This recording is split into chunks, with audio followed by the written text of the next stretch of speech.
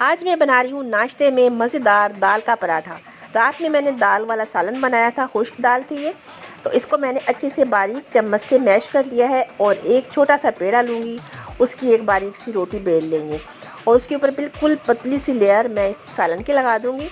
आपका जो भी सालन खुश्क करके उसको ड्राई सालन का ये बनता है, तो शोरबे वाले सालन का नहीं सही बनेगा।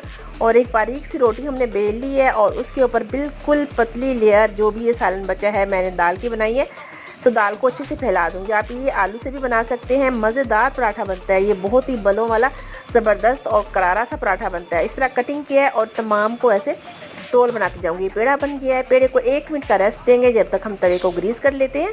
और बिल्कुल हल्के हाथ से रोटी को, बेलन से यूज़ नहीं किया है इस टाइम पे, हल्के हाथ से रोटी बना के उसे तवे पे डालेंगे और दोनों तरफ से ऑयल लगाएंगे। लीजिए, मज़ेदार दाल का पराठा तैयार है।